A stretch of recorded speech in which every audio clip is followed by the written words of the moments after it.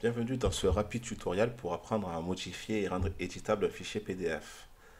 Donc la première étape consiste à télécharger le logiciel LibreOffice Draw et l'installer. Le lien pour télécharger le logiciel est disponible dans la description de la vidéo. Donc une fois qu'on a téléchargé et installé le logiciel, il suffit d'ouvrir votre fichier PDF et là deux cas se présentent. Donc le premier cas, le fichier a été généré avec un logiciel de traitement de texte classique type Word et du coup le logiciel Draw est en mesure de restituer le texte et de le rendre modifiable. Et le second cas est si le PDF a été, par exemple, c'est une photo scannée ou un document scanné, et là, dans ce cas-là, Draw ne sera pas en mesure de rendre le texte modifiable. Donc, dans mon cas, c'est un fichier qui provient d'un logiciel de traitement de texte, donc je peux modifier tout le texte comme il me plaît. Donc voilà, je peux supprimer, ajouter des mots, et ça sera pris en compte une fois que j'enregistrerai le fichier. Donc la deuxième partie, ça consiste à rendre par exemple des zones de formulaire disponibles et éditables directement par les utilisateurs du fichier.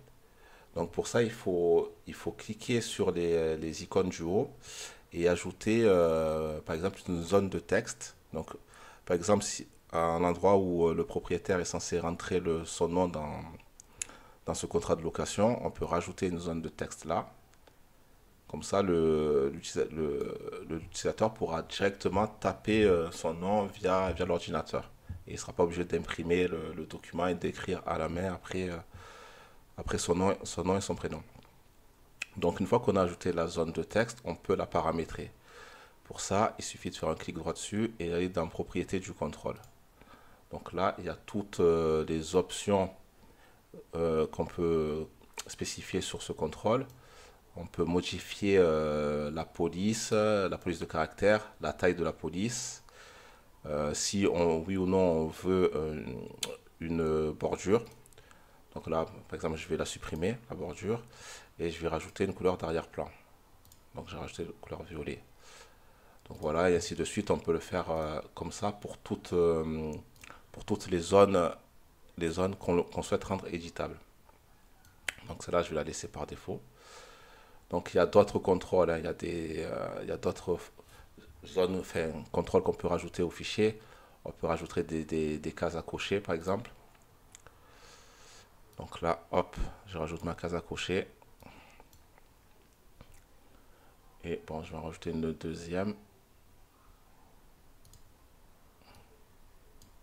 On peut ajouter aussi des boutons de type radio. Voilà. Bon, après tout ça, ça dépendra du format de votre fichier PDF de base et de quel contrôle vous aurez besoin d'utiliser pour votre fichier. Donc une fois qu'on a fini avec les modifications du fichier, il vous suffit d'exporter le fichier, faire exporter vers et exporter au format PDF. Voilà. Donc là, il y a des options. Bon, on peut laisser par défaut, à moins d'avoir vraiment des besoins particuliers. Et après, une fois cliquez sur exporter, vous pouvez enregistrer le fichier sous le nom que vous souhaitez.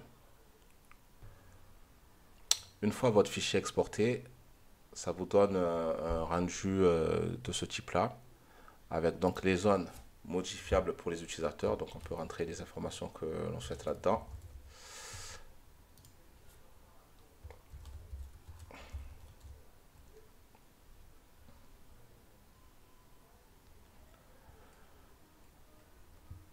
Et ensuite, on peut aussi utiliser la case à cocher qu'on a rajoutée et le bouton radio. Donc voilà pour ce rapide tutoriel. Si vous voulez plus de détails ou plus d'informations, n'hésitez pas à vous abonner ou demander dans les commentaires si vous voulez plus d'informations là-dessus ou d'autres tutoriels.